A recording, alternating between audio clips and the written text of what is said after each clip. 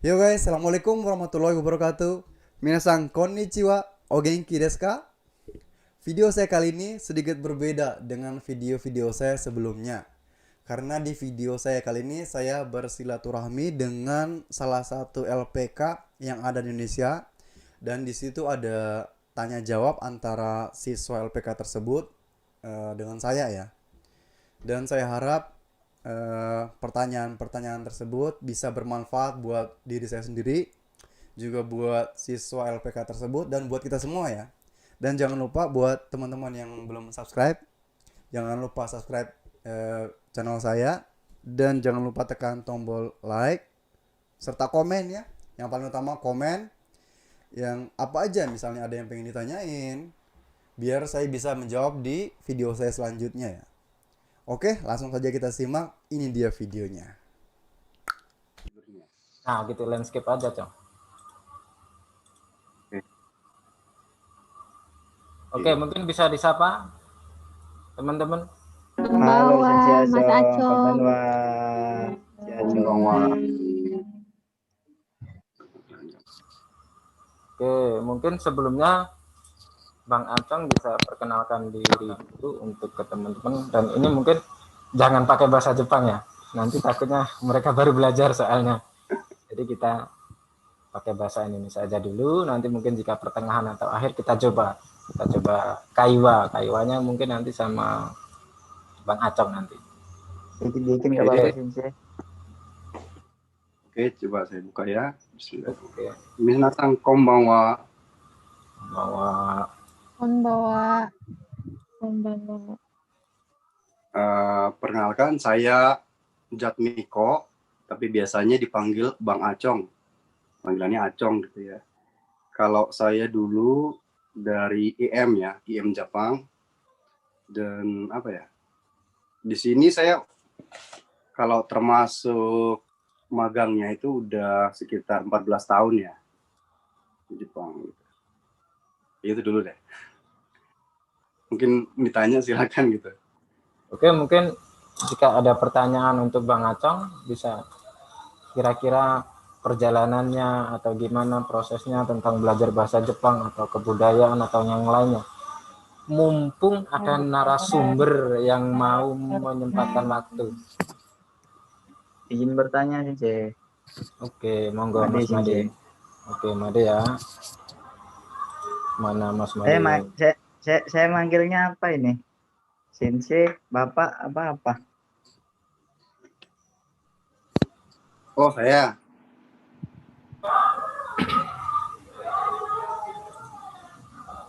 Panggil aja Mana ya? Bang Acong gitu aja nggak apa-apa. Panggil aja Bang Acong gitu. Bang Acong. Iya. Konbanwa, Bang Acong.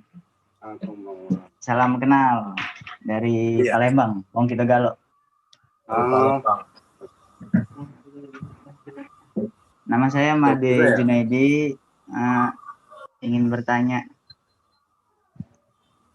Kebetulan kan ini baru awal, mungkin bisa dibilang awal-awal belajar kan.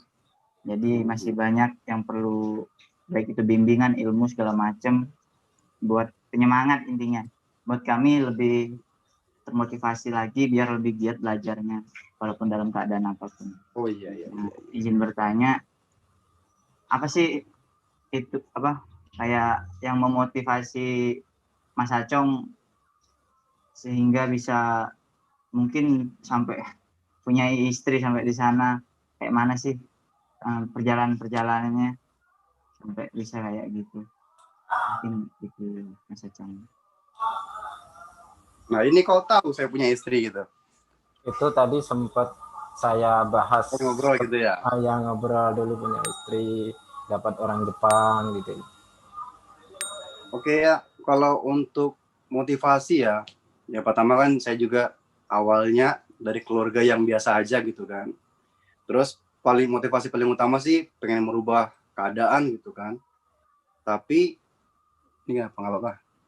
Tapi gimana caranya gitu? Nggak bekerja di dalam negeri, tapi pengen keluar ke negeri gitu. Nah, terus ada satu lembaga namanya IM waktu itu kan. IM adakan semacam tes, macam-macam. Saya dari Palu, Sulawesi Tengah. Nah, di tempat saya itu waktu angkatan saya yang ikut seleksi itu sekitar 2.000 orang. 2.000 orang. Dari situ saya mikir gitu ya, pasti banyak kan, bakal banyak yang bakal dipotong di apa istilahnya disaring gitu kan. Nah, terus apa namanya? Tapi saya berusaha gitu, saya nggak mau kalah gitu. Dalam segi fisiknya juga iya, terus juga belajarnya iya. Jadi yang saya gunakan itu pertama belajar pribadi ya. Jadi nggak ada yang bantu saya. Saya belajar sendiri, hiragana, katakana gitu kan. Nggak ada yang, ya kalau support sih dari orang tua ada gitu kan. Ayo gini belajar silakan, nggak dikasih, ya dikasih kesempatan aja belajar. Gitu. Ya udah. Nah terus apa ya? Ya pokoknya saya jalanin aja gitu. Terus yang paling utama sih itu jangan nyerah aja. Gitu. Oh saya nggak bisa, capek, istirahat. Tapi apa namanya kalau sampai istirahat terus diulang lagi sedikit biar masuk gitu. Seperti itu. Oke, Mas Made, atau ada lagi tambahan? Mas Acong, Nah, tadi kan bilang kan masalah ini kan tadi apa? Yang masalah istri. Kalau itu sebaiknya jangan dulu kepikiran ya untuk para Jisusei ya, untuk para calon peserta magang gitu. Maksudnya niat dulu dalam hati, oh saya pengen bekerja, pengen cari rezeki di sana, pengen belajar sekalian di sana gitu kan. Jangan dulu lah kalau duitnya ya pastilah karena kita bekerja kan, pasti bakal dapat gitu kan. Tapi yang paling utama itu adalah pengalaman dulu. Pengalaman kerja, terus kesabaran, kan bakal namanya kerja di tempat orang, di negara orang, bakal diuji kesabaran. Kita ketemu satu apato dengan teman yang mungkin kita nggak cocok gitu, juga diuji kesabaran. Itu paling utama juga sabar dan ikhlas juga gitu. Percaya diri sama percaya teman juga sih. Gitu. Oke, seperti itu ya Mas Made ya. Mungkin ada yang perlu ditanyakan lagi? Atau untuk tambahan tadi kata-kata apato itu artinya asrama ya, apartemen. Itu pakai katakana apa tuh? Oke, mungkin yang lain.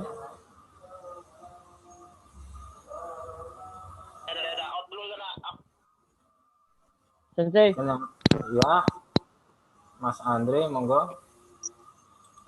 ya izin Sensei, konbawa Konbanwa. Mas Abang Bacong. Iya. Ini boleh bertanya kan Sensei? Boleh. Ini sesinya sesi keramah tamahan kalau orang pramuka itu.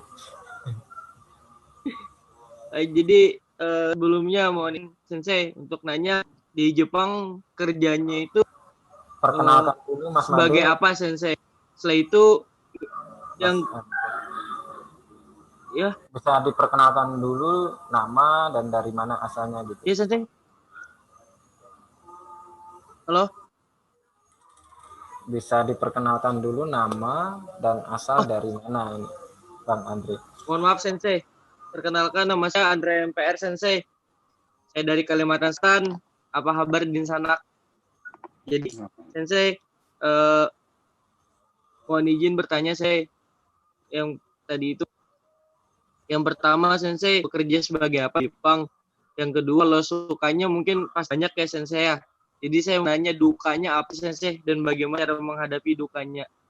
Itu Sensei. Terima kasih.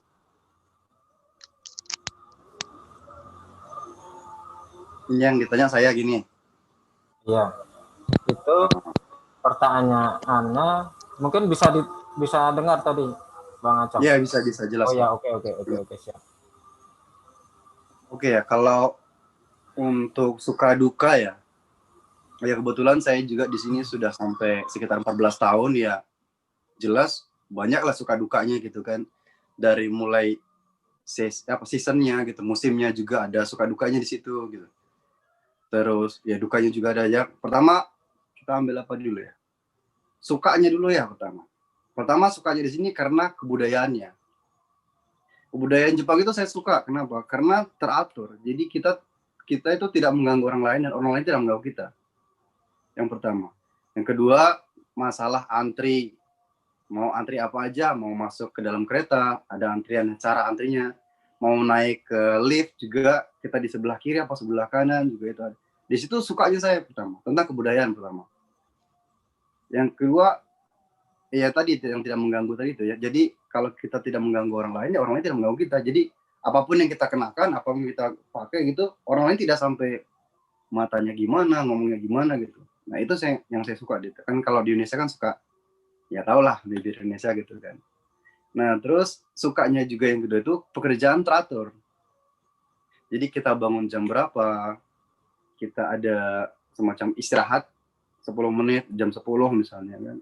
Terus jam 12, jadi kerjanya teratur gitu. Terus makan siangnya. Terus pertama yang itu juga kebersihan. Yang buat saya suka sini. Kebersihan di Jepang itu benar-benar rapi lah, bersih lah gitu. Jadi orang buang sampah itu nggak buang sampah. Dan itu bakal kita ke kita sendiri gitu. Misalnya kita kan biasa kalau di Indonesia makan permen buang sembarang. Ntar jadi kebiasaan kita sendiri, kalau kita makan permen pasti kita ngotongin dulu. Ntar kalau udah dapat tempat sampah pasti kita buang. Terus suka juga kalau akhir bulan atau mungkin kalau perusahaan lainnya awal bulan gitu ya. Itu gajian gitu kan. Nah, itu udah paling suka itu, paling demen itu udah. Iya dong. Terus apa ya? Banyak sih sebenarnya sukanya. Terus apa ya? Kita merasa aman aja. Khusus buat cewek, ini lagi nggak ada cewek apa ya? Jadi kalau misalnya terutama buat cewek ya. Cewek itu kan kalau di Indonesia kan keluar malam atau jalan jauh-jauh itu kan pasti was-was gitu. Ya cowok juga sama sih, was-was juga ada gitu. Tapi kalau di sini merasa aman. Kalau merasa bingung kita bisa ke kantor polisi, nanyain. Banyak sih. Kalau dukanya itu tentang cuaca. Terutama musim panas. Musim panas itu apa ya? Kita tuh belajar sabar di situ pertama. Karena ya nggak siang, nggak malam, benar-benar kerasa banget panasnya itu. Panas banget. Padahal nggak ada matahari, tetap aja panas. Padahal lagi mendung, tetap aja panas. Kalau yang lagi kerja di luar tuh benar-benar apa ya? Diperas banget tenaganya. Sampai buat makan itu nggak selera makan. Nah, kalau musim dingin juga sama. Ya? Banyakan minum ya kalau musim panas ya, jadi Iya, banyakan minum tapi malas makan gitu. Iya. Sampai kan kalau di Indonesia kan 2 liter kan. Iya. Tapi kalau musim panas di Jepang bisa sampai 4 liter. Iya benar. Sampai 4 liter kita minum aja itu. Jadi malas makan itu. Tapi lumayan bisa bikin turun badan aja, tapi jangan sampai turun stamina gitu. Apalagi dalam keadaan kayak gini gitu kan. Terus musim dingin juga tuh termasuk ada suka dukanya juga ya. Ya taruhlah kalau kita kerja di lapangan ya, kerjaan di luar, kalau yang ibarat bahasa Jepangnya tuh gemba. Kita ditempatkan di ya pekerjaan apa tidak menentu gitu kan. Di satu posisi, satu lokasi gitu. Jadi ada yang harus langsung kena dengan cuaca gitu. Kalau musim dingin itu tangan benar-benar kram ya, benar-benar sakit banget tuh. Kuping ini berasa kayak PE aja tuh, udah kayak mau pecah gitu. Sakitnya gitu. Terus apa ya? Kita digenjot untuk disiplin kerjanya juga. Disiplin, kamu harus gini. Jadi kata-kata itu kasar. Tergantung kita yang nerimanya. Kalau kita sakit hati ya kita anggap itu duka. Tapi kalau kita rasa itu cambukan ya kita anggap itu suka gitu. Kenapa? Itu kan kesempatan jadi Jisusai itu kesempatan buat belajar. Belajar dalam arti juga belajar bekerja, juga belajar semuanya, belajar kehidupan, belajar sabar juga gitu kan. Kalau kita ngeyel-ngeyel, kalau kita gedumel ya itu jadi duka bagi kita sendiri gitu. Gitu. Oke, mungkin itu. Oke, gimana Mas Andre? Masih ada satu lagi tadi. Sekarang Bang Acang itu kerja di mana gitu? Iya, itu Sensei. Yang pertama. Bagaimana? Oh, kerjanya? Ya. Iya. Oh iya ya. Kalau kerja, saya sebenarnya hitungannya pabrik ya. Tempat saya itu pabrik pengolahan sampah. Jadi pekerjaan saya itu langsung kayak berhadapan dengan sampah gitu, sampah daur ulang. Jadi kayak ada orang bongkar rumah, terus bongkaran itu ntar dibawa ke tempat kita olah lagi, kita pilah. Namanya kayak recycle gitu. Jadi kayak kayunya dipisah, terus plastik, terus semen gitu kan, kayak bata gitu kan, dipisah. Nah, kebetulan saya bagian pasir, debu, dan itu campuran gitu. Dan kalau keseharian saya itu bawa eskavator yang lumayan sih kalau cuman bawa ngangkat sekitar ya. Pernah lihat forklift nggak ya? Kalau forklift, saya bisa ngangkat forklift begini tuh. Saking gedenya tuh eskavatornya gitu. Nah di situ benar-benar ya. Jadi pakai tenaga, terus kalau yang pakai eskavator juga pakai pikiran gitu kan, kesabaran. Sama kalau musim panas juga itu bawaannya emosi terus itu. Karena apa? Karena berhadapan dengan debu langsung gitu. Debu udah kayak tempura aja gitu.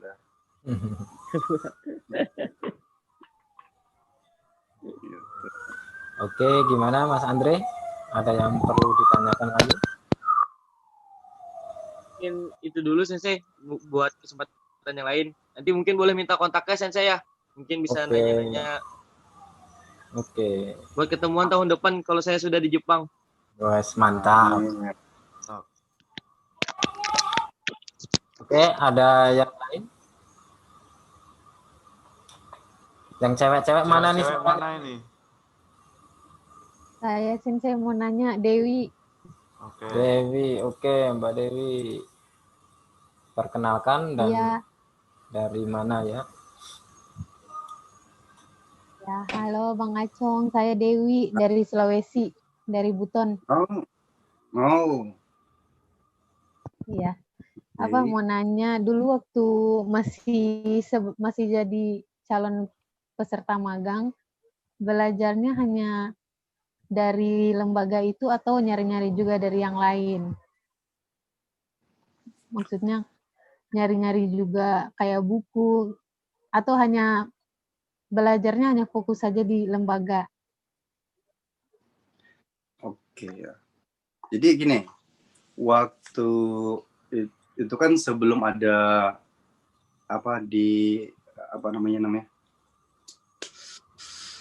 sebelum ikut tes, kita ikut pelatihan dulu. Pelatihan kayak semacam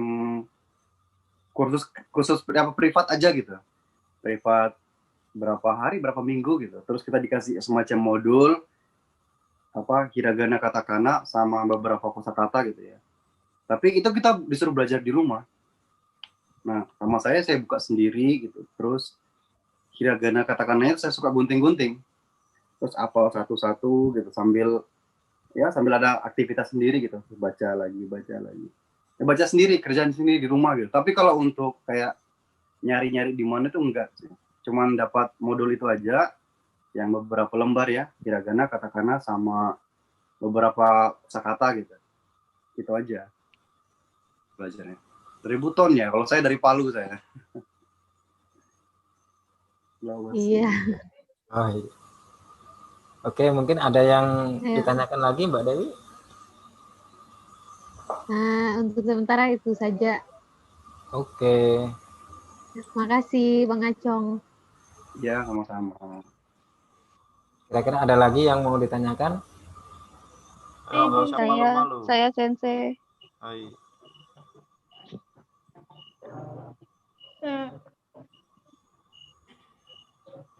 Oke, Mbak Kamalia ya, Mbak siapa tadi? Iya. Iya, oke. Bentar ya.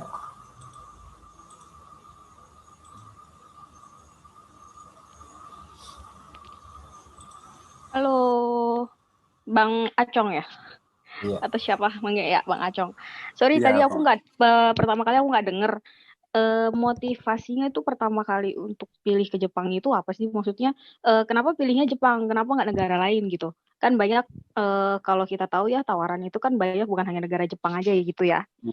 Terus yang kedua sehari-harinya itu di sana bicaranya itu kayak gimana? Karena apa pakai katakana, hiragana, terus atau kanji atau apa yang gampang untuk dimengertinya gitu. Kan setahu saya karena ya memang udah berapa kali saya ke sana itu kayak bahasa sehari-hari sama kerja itu beda ya Bang ya. Tergantung Saya pernah tempatnya. nah itu makanya saya pernah berkunjung ke temen juga apa tempat kerjanya jadi kayak kok beda ya kayak bicaranya dia tempat kerja sama sehari-harinya dia itu kayak beda gitu. Jadi kayak apa sih kuncinya itu biar enak gitu apa ngertinya gitu bicaranya terus ya mudah ngertinya itu kayak gimana gitu. Terus kalau misal aduh banyak ya pertanyaannya. Saya lupa pelan-pelan. Terus ya udah terakhir ya. Terakhir, kalau misalnya mau kerja itu lebih enaknya itu kayak daerah mana? Kayak Tokyo, daerah kota kah atau pedesaan kah gitu? Kayak kotanya kayak Tokyo atau Osaka atau pedesaannya yang daerah pedesaannya gitu. Lebih enaknya di mana gitu? Thank you, makasih. Ya, aduh tadi pertanyaannya berentetan ya. Banyak ya. Oke. Ya Pak gitu. Mungkin bisa saya simpulkan ya, Bang Acong. Itu mungkin yang pertama bahasa yang biasa digunakan di sana itu katakana, hiragana atau kanji seperti itu ya. Dan apa bedanya antara bahasa sehari-hari dan bahasa kerja dan bagaimana cara untuk mempercepat atau kayak kita mengingat bahasa kosakata tersebut gitu loh. Seperti itu yaitu yang mungkin yang pertama itu tadi ya. Iya. Ya, saya jawab satu-satu kalau gitu ya. Ya. Pertama kita mungkin di satu kayak di tempat pelatihan kita dikasih kayak modul juga.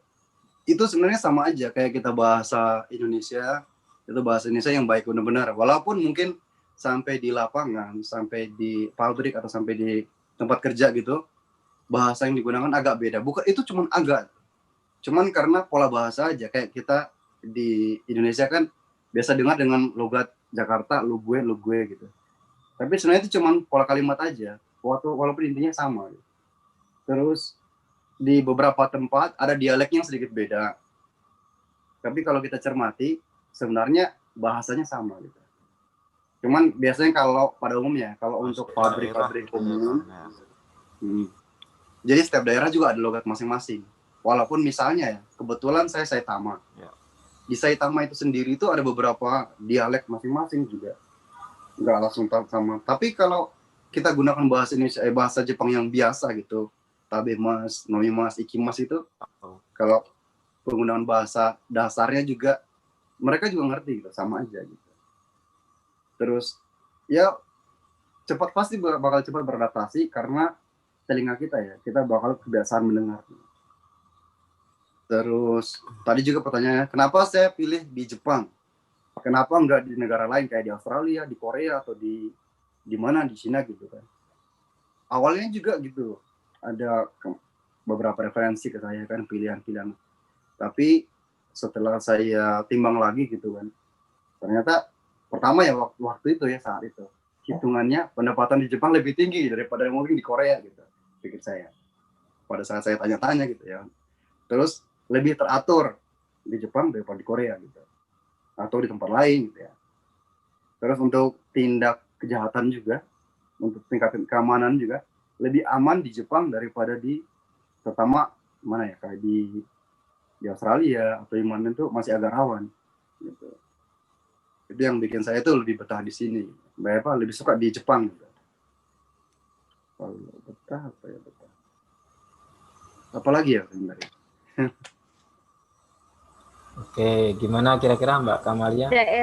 Daerah yang enak kalau misalnya kerja. Daerah pedesaan gitu.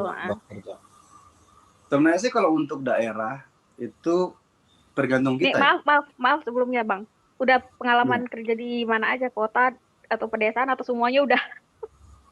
Saya pernah kerja di kampung ya, benar kampung, benar bukan kampung sih, artinya pelosok lah, pinggiran kota, yang notabene jauh banget dari, lumayan jauh lah dari Tokyo. Tokyo itu kan pusat kota, pusatnya apa, Jepang. Jepang. Nah, kebetulan saya sekarang pindah di dekat banget sama Tokyo. Jalan kaki aja udah nyampe gitu ibaratnya. Jadi udah Tokyo dekat gitu. Jadi udah pinggirnya Tokyo saya sekarang. Nah, kalau menurut saya ya, suka di mana itu tergantung individu masing-masing gitu ya. Kita lebih suka yang keramaian atau lebih suka yang alam gitu. Kalau lebih suka alam, kampung itu memang lebih baik. Kenapa? Karena semuanya alami gitu. Kayak gunungnya, lautnya, laut gitu. Terus untuk apa sih namanya, kali. Jadi semuanya bersih banget gitu. Kalau kita lihat cara pertaniannya orang juga beda gitu. Jadi beda banget. Saya juga kebetulan di Palu juga, kebetulan juga kampung juga ya. Bisa lihat perbedaan pertanian di Indonesia sama di Jepang gitu. Bagaimana cara mereka bercocok tanam, bagaimana mereka mengolah tanah gitu. Dan lebih ramah yang di kampung daripada di kota. Tapi kalau bagi yang suka, saya suka jalan-jalan, saya suka keramaian, ya kota lah tempatnya gitu. Cuman kekurangannya, kalau boleh bilang, kalau di kampung kita bisa saving money, jadi nggak begitu boros buat jalan-jalan. Dan kalau di kota, lapar mata bawaannya gitu. Apa aja lihat. Dan kebetulan tempat saya dekat dengan mall terbesar di Jepang, namanya Koshigaya Lake Town. Itu kalau lagi diskon, aduh matanya jadi hijau lah gitu. Oke, terima kasih. Mungkin ada yang lain lagi? Intan Naftali mau bertanya. Oke, siapa dulu? Mbak Intan dulu ya. Satu-satu ya. Mbak Intan Naftali. Bentar. Selamat malam Bang Acong. Malam. Saya mau nanya, kan udah bekerja selama 14 tahun. Apakah soalnya yang saya tahu kalau di Jepang itu ada sistem ujian ya. Dan apakah selama 14 tahun itu masih ikut ujian terus?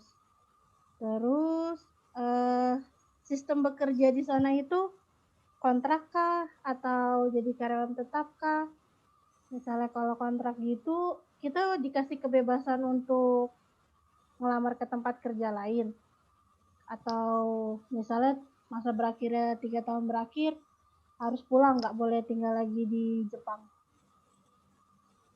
Gitu. Oke. Yang jelas gini ya, kalau namanya kontrak ya, kita pasti terikat dengan kontrak. Kita tidak bisa pindah perusahaan seenaknya. Kecuali kalau ada pembicaraan khusus dari lembaga itu sendiri gitu. Dari lembaga ngomong ke perusahaan. Kita nggak bisa langsung ngomong ke perusahaan karena kita pasti kan tekan kontrak di lembaga apa gitu kan.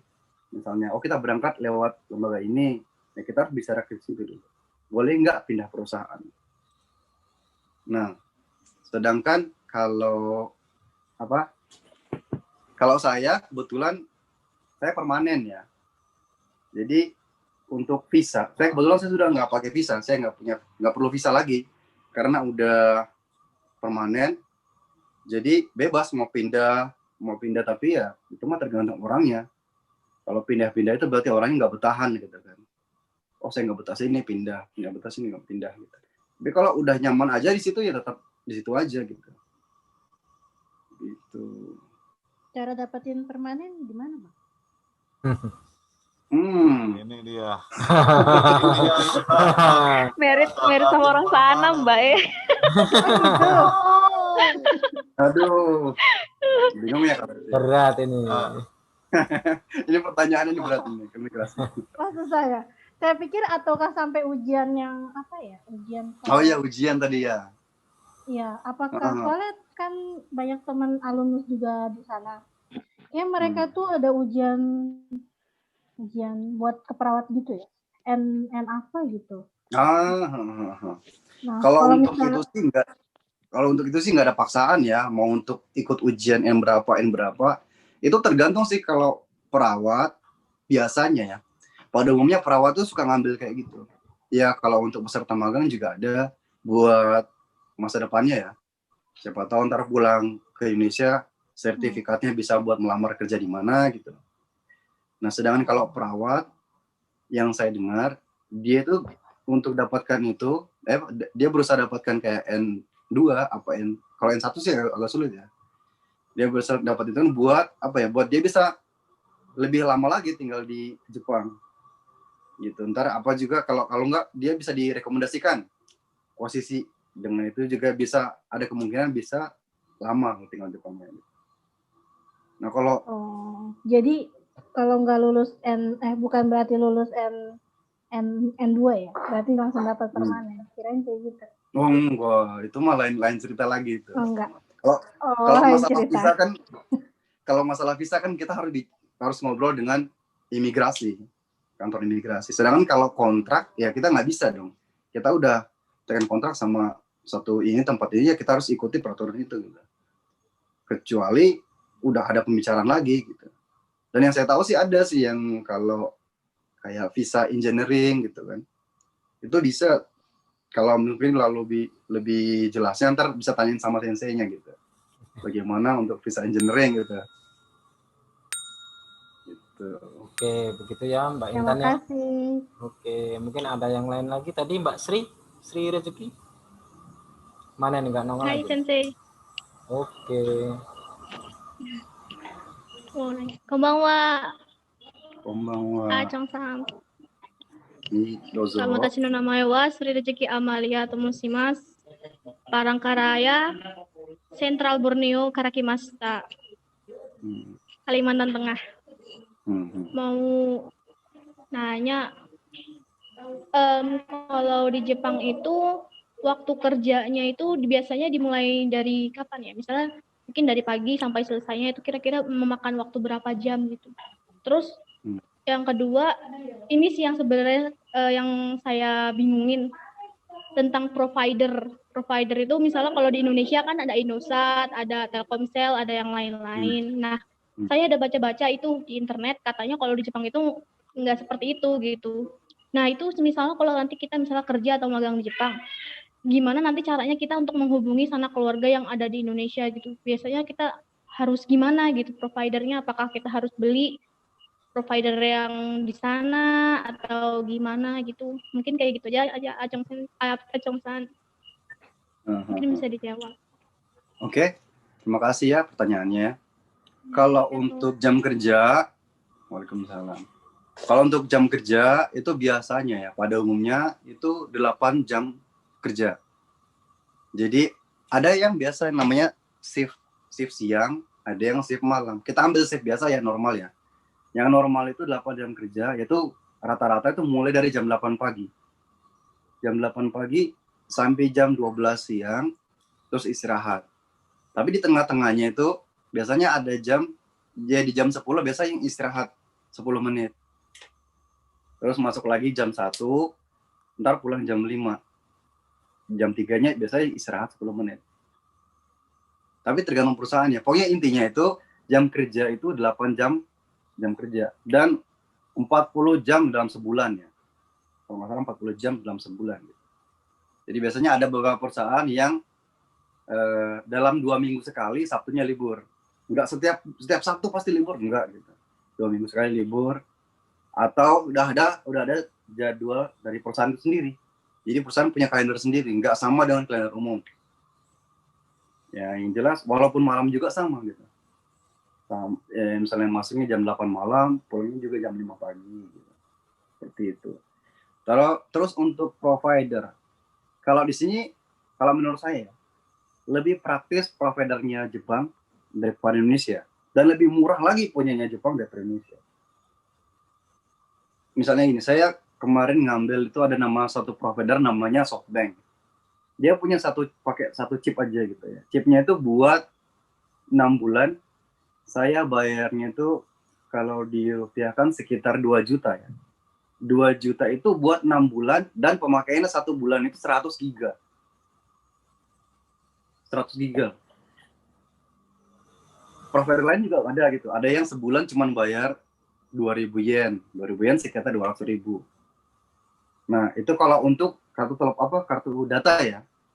Kalau untuk kartu telepon tergantung providernya juga, kan ngambil sekalian HP-nya biasanya. Jadi biasanya suka ngambil dengan HP-nya, dengan paket datanya, ya dengan sekalian internet gitu. Jadi sekalian teleponnya udah satu set, gitu, satu paket gitu. Tapi lebih murah di sini.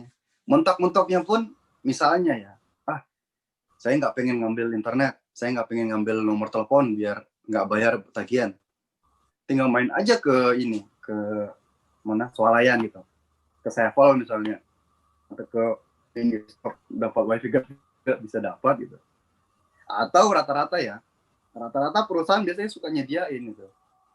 Jadi di mesnya para peserta magang itu udah disediain buat kayak internet, kayak mungkin telepon juga gitu.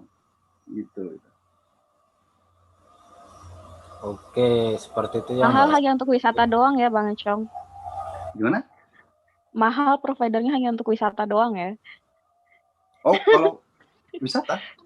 Maksudnya? Iya, kalau lagi liburan. Kalau kalau wisata pakai liburan roaming Iya. aja. ada juga kok, enggak ada yang cuma seminggu juga ada, yang paket 7 hari, paket 10 hari juga ada. Itu lebih murah daripada itu saya ngambil yang mahal, yang enggak mahal, yang 100 giga loh per bulan. Kan rata-rata enggak ada pemakaian seperti itu ya. 50 giga per bulan banyak. Boleh kasih tahu Bang Acong, ntar kalau saya ke sana siapa tahu rekomen providernya apa. Oke. Boleh. Oke, ya. Nanti bisa minta CP-nya Bang Acong ya nanti ya. Oh, boleh. Dan untuk Mbak Sri Rezeki tadi agak sedikit ralat ya Bang Acong ya, untuk yang kerja tadi 40 jam itu per minggu ya, bukan per bulan ya. Oke ya. Oh iya. Oke, seperti itu ya. Oke, mungkin ada yang lain yang perlu Arigato ditanyakan? sensei, arigato. Yang lain coba.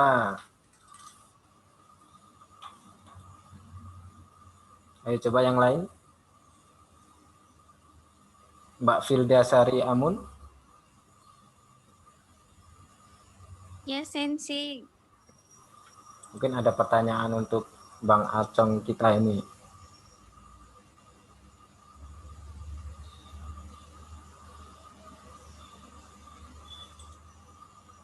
Atau yang lainnya? Mas Heru mana ini Mas Heru? Biasanya Mas Heru ada ini. Padaku. Mas Heru.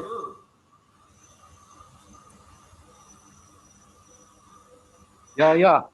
Ayo coba ditanyakan mungkin ke Bang Acong atas sesuatu apa yang pengen Mas Heru tahu ya.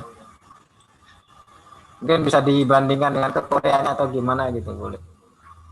Masih Jepang lebih oke masih. Oke. Saya Heru Mas, dari Mas Acong. Saya Heru dari Batang, Jawa Tengah. Batang. Ya, Wong Batang. Itu Mas Acong di sana statusnya masih warga negara RI atau sudah warga Jepang ya Mas? Kalau untuk warga negara saya tetap memilih Indonesia ya. Oh, masih karena kemarin gini kan ada pengurusan visa kan. Pertama saya pakai visa magang gitu kan, berangkat, terus saya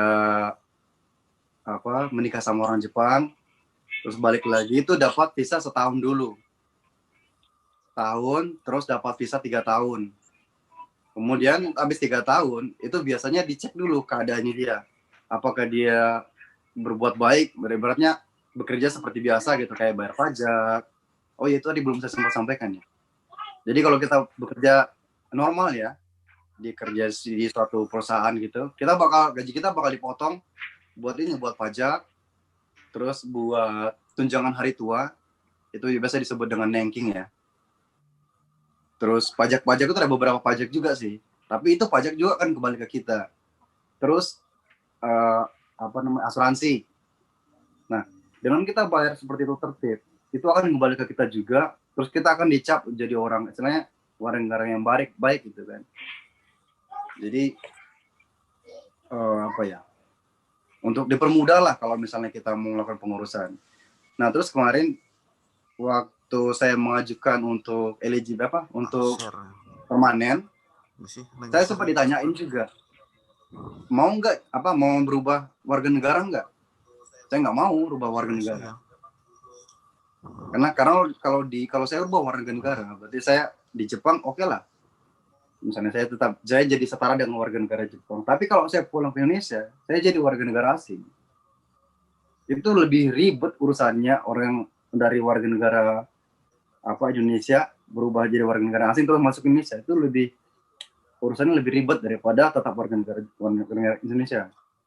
Nah, sedangkan kalau sudah di Indonesia, di Jepang ini semuanya setara, nggak ada namanya kamu orang asing, kamu segini, kamu orang Jepang segini buat misalnya tiket masuk atau kemana. Kalau di sini semua setara gitu. Beda dengan Indonesia ya. Indonesia kan kalau lihat warga negara asing mahalain gitu ya. Seperti itu gitu. Kalau untuk warga negara tetap saya pilih Indonesia gitu. Jadi di sini juga kan ada KBRI. Itu juga kalau lagi ada pemilu atau pokoknya ada sesuatu di Indonesia, kita pasti dikabari. Kita juga bisa cek sendiri, entah itu mungkin di Facebook, di IG atau di mana, Twitter gitu kan. Semua ada pemberitahuannya, asal kita ikut join aja gitu. Dan kita bisa ikut nimbrung di situ gitu. Kita bisa main ke KBRI gitu.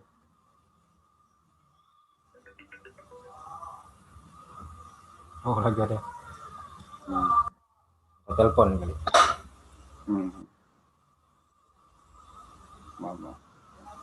Oke, mungkin bisa dilanjut. Gimana Mas Heru kira-kira? Kalau ini Mas, kalau mau ngajak keluarga kan anak kan sudah 2. Kalau tinggal di Jepang itu status fisiknya apa bisa diajukan dari pekerjaan bisa jadi tinggal di sana, Kang Acong? Bentar dulu ya.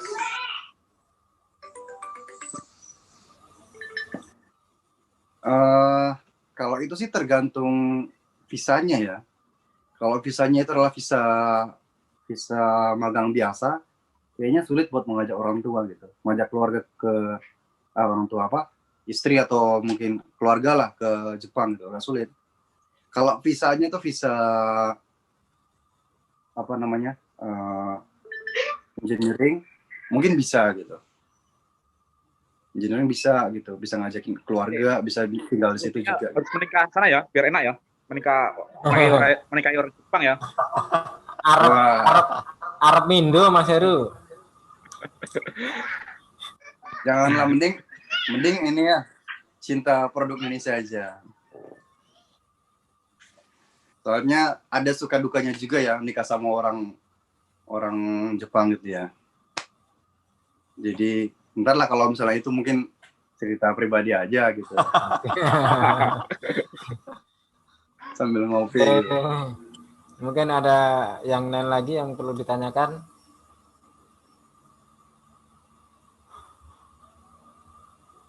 Gimana teman-teman?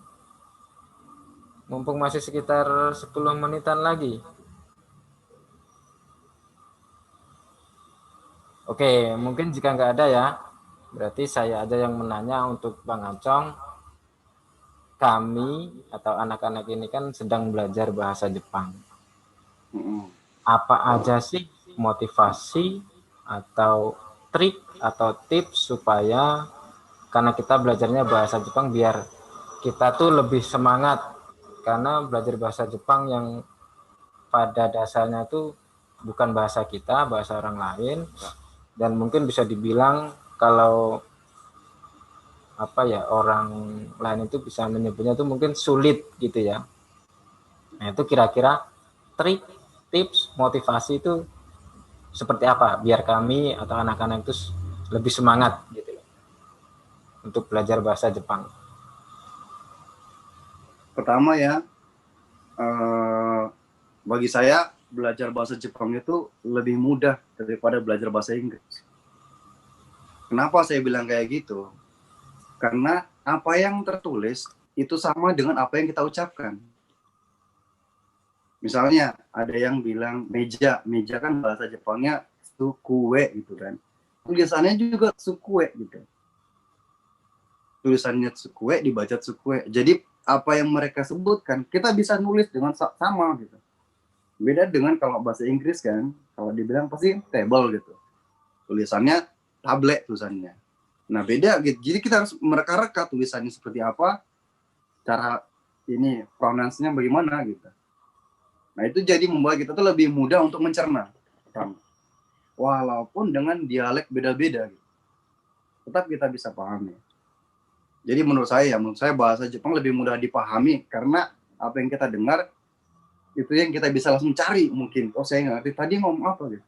Bisa langsung kita mengerti gitu. Terus untuk tipsnya ya, yang pertama tadi itu ya, jangan nyerah ya. Apalagi dari untuk zaman sekarang lebih mudah belajar di zaman sekarang ini daripada di zaman saya ya. Saya kan kebetulan berangkatnya ke Jepang itu dari 2006 sekitar bulan 2. Waktu zaman itu untuk internet terus HP kayak gini itu apa internetan susah lah, nggak sulit gitu kan. Nah itu kita kebanyakan pakai manual, pakai buku, pakai kertas, masukin ke saku. Tapi menurut saya cara itu lebih efektif daripada kita mesti pakai HP gitu. Karena pakai HP gitu biasanya kita lebih lebih gampang lah. Jadi kita lebih terbuai gitu. Sedangkan kalau kita pakai manual bisa lebih rajin untuk belajarnya gitu. Ya, terus jangan diporsir kalau belajar. Belajar satu hari misalnya 5 kata. Terus minta bantuan sama adik atau kakak gitu. Minta dia yang bacakan, tanyakan, dia lihat artinya gitu. Jadi itu bisa lebih mudah gitu bagi kita. Terus diotakin kita itu jangan kalau misalnya gaji kita udah kalau kita namanya bekerja pasti dapat gaji gitu kan. Nah, yang kita utamakan saya ingin dapat pengalaman. Saya ingin dapat pengalaman hidup, pengalaman bekerja gitu. Oh, saya pengen hidup di Jepang itu seperti apa gitu. Saya pengen juga jelajahi Jepang bagaimana rasanya gitu. Pengen lewati 4 musim kayak gimana. Jadi itu jadi motivasi sendiri. Sama saya juga kayak gitu. Kalau saya pengen main ski gitu. Saya pengen bisa main ski. Gitu. Bagaimana caranya gitu. Ya udah. Ya mau nggak mau ya mesti ke Jepang. Ya tempat lain juga ada gitu kayak ke Swiss atau mana gitu. Gitu. Banyak lah untuk motivasi di Jepang gitu kan kita bisa jadikan motivasi gitu.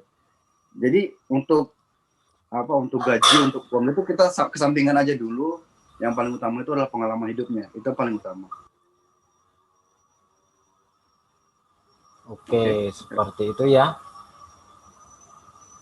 Mungkin masih ada karena ini kayaknya spesial tapi yang bertanya kok kurang greget pada semuanya. Mungkin ada yang perlu ditanyakan lagi? Oh ya ini saya sambil minum ya soal musim panas ini bawaannya aus banget. Enggak dokumentasi di Jepang di sini bisa nggak sih? Oh, Cong, kira-kira bisa share screen nggak dokumentasi? Oh gini aja, daripada share dokumentasi, sekalian saya mewakili ya. Nanti jika kalian mau melihat kegiatan Bang Acong, itu kalian bisa cek di channelnya ya Bang Acong ya. Oh iya, itu ya. Kebetulan saya ini YouTuber gitu kan, jadi suka liput pertama kegiatan sehari-hari, vlogger juga ya. Terus suka liput juga kayak tempat-tempat rekreasi di Jepang, beberapa lokasi-lokasi yang suka dikunjungin sama orang-orang gitu kan. Jadi yang penasaran pengen lihat ya silakan aja datang ke channel saya. Channel saya itu namanya Acong Japan. ACHONK Japan. Ini tulisannya kayak gini nih. Siap. Balik kayaknya. Bentar. Kebetulan saya pakai bajunya nih. Oke, bentar. Saya spotlight dulu biar kelihatan. Oke, yuk. Acong Japan gitu ya. Jangan lupa subscribe, like, share, dan komen. Gitu ya. Yang paling utama kalau boleh ya, saya harapkan di komen. Jadi biar, oh bang, saya pengen ditunjukin lokasi ini. Iya, Saya pengen bikin atau lokasi ini. request. Insya Allah kalau ada kesempatan, saya bakal ke situ deh. Saya jalan, saya vlog ke situ kan. Gitu. Oke, itu ya mungkin awal kontak untuk ke Bang Acong itu ya mungkin ke YouTube-nya. Mungkin ada yang untuk kontak lain bisa ditanyakan lagi mungkin via jangan via komen atau via mana ya? PA Kalau boleh untuk Sensei. pertanyaan biasa, komen juga nggak apa-apa sih. Oh ya, di komen aja ya. Tapi kalau misalnya ini nanti silakan masuk ke mail juga nggak apa-apa. Ke email. Ke email aja gitu ya. Terus ini, kadang-kadang ada satu juga pertanyaan orang yang kelupa. Bang, saya kan di Indonesia, orang Indonesia itu. Saya pengen makan makanan Indonesia. Kan pasti kalau makanan Jepang pastilah kita bakal dapat. Di sana apa jual nggak gitu? Makanan Indonesia jual, di sini banyak. Di sini banyak orang-orang Jepang yang mungkin sudah lama ya kayak saya. Mereka buka warung online. Jadi kita bisa beli online, pesan langsung dikirimin. Dan itu lebih fresh ya. Karena apa? Mereka tuh kayak kita pesan, kayak saya pengen barangnya beku, dikirim beku gitu. Sehari nyampe gitu. Pengiriman di Jepang ini bisa diatur waktunya sesuai dengan kemauan kita gitu. Misalnya, saya kerja pulang jam 6 sore. Saya pengennya tuh barangnya datang antara jam 7 sampai jam 9. Gitu. Itu bisa diatur gitu. Terus kalau mau pengen jalan-jalan langsung juga ada kayak pasar yang jual apa ya, bahan makanan Asia gitu. Ada namanya Ueno gitu. Masih banyak lagi tempat lain gitu. Oke, saya rasa cukup dari saya gitu. Oke ya, mungkin berhubung sudah jam 8, gini, kata-kata terakhir nih Bang Acong. Kata-kata terakhir atau kata-kata mutiara atau semangat buat anak-anak sini ya, biar rajin belajar atau lebih semangat dalam mendalami bahasa Jepang. Tapi menggunakan bahasa Jepang. Wah, Oke.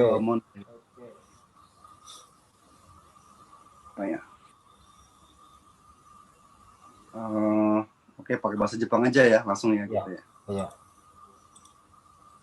Minasan, benkyou ganbatte, akiramenai de, karada mo kyotsukete. Ya, apa ya? Bentar coba. Ini tiba-tiba blank ini.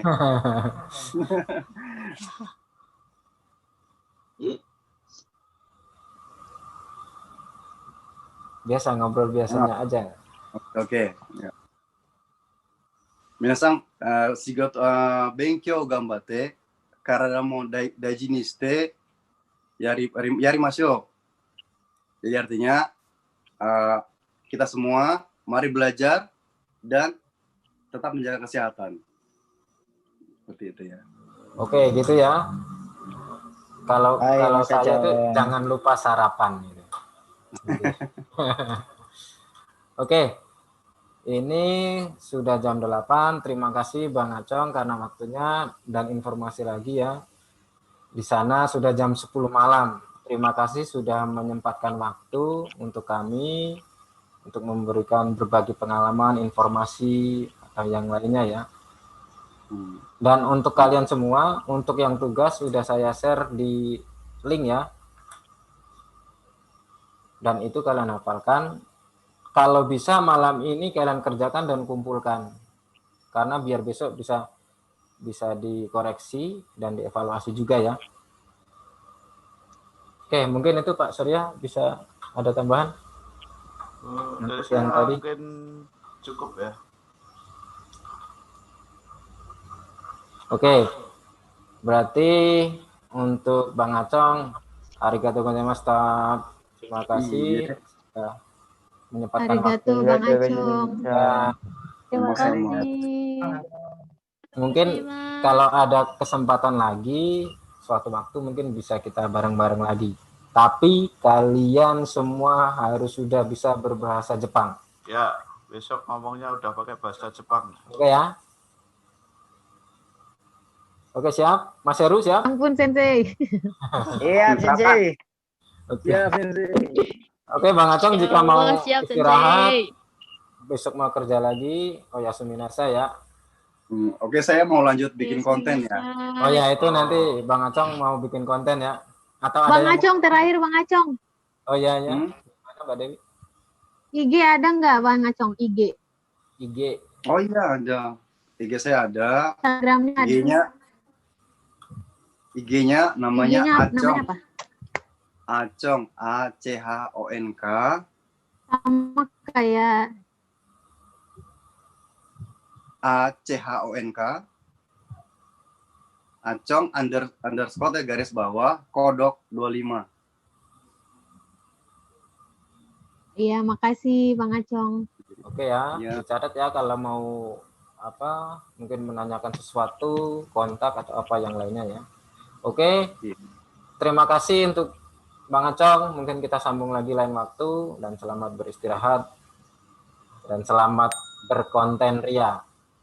Oke, terima kasih. Assalamualaikum warahmatullahi wabarakatuh. Waalaikumsalam warahmatullahi wabarakatuh. Oke ya, mungkin untuk yang lain ini sedikit apa ya, intermezzo lah, sedikit informasi tambahan buat kita juga. Tapi yang pasti jangan terlalu jauh untuk melihat, karena kita lagi belajar kata kerja ya.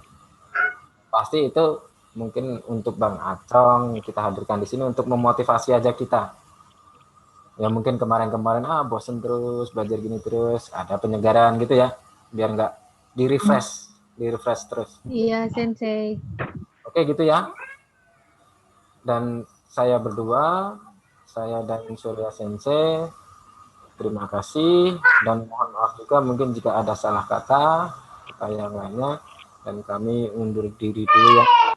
Dan kita ketemu besok untuk kata sifat. Untuk kata sifat. Untuk tugas sudah saya share juga ya. Oke. Segitu saja dan akhir kata wassalamualaikum warahmatullahi wabarakatuh. Selamat malam, selamat istirahat dan jak mata. Baik, mata astane. Waalaikumsalam Mata warahmatullahi Asta, wabarakatuh. Sensei. Oke, bye-bye. Bawah. Terima kasih Mas Sensei.